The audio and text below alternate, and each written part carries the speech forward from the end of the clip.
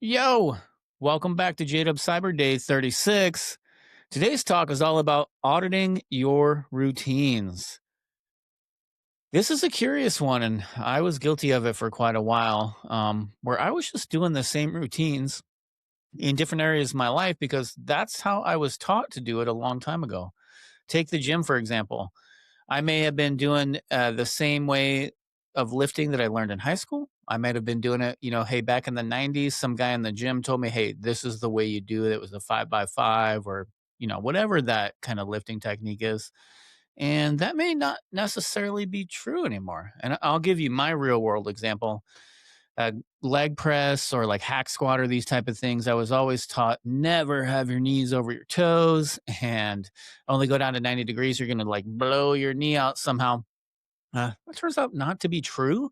You still want to be very careful when you're doing these motions, but actually getting your knees over toes, going well below 90 is really going to help increase your quad strength, your knee strength, the whole works. And if you are familiar with the knees over toes guy and go watch this stuff, you will actually learn that a lot of people are adopting this.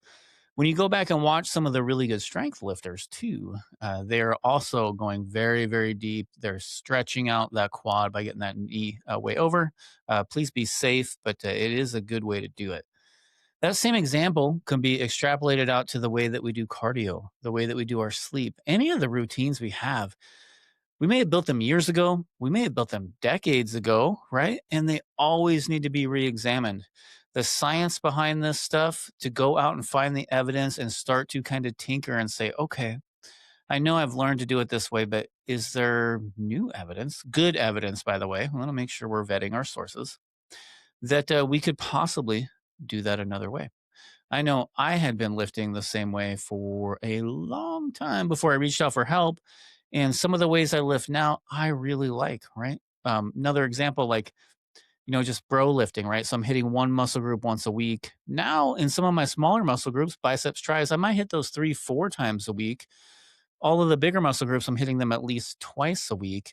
And I can easily recover if this is planned out well. And I've seen a lot more progress that way. So, point tonight is to have people audit your routines, examine if something you're doing you've just been doing because, hey, that's how it's done, or you need to update that routine. So, peace out, you guys. See you on the next one.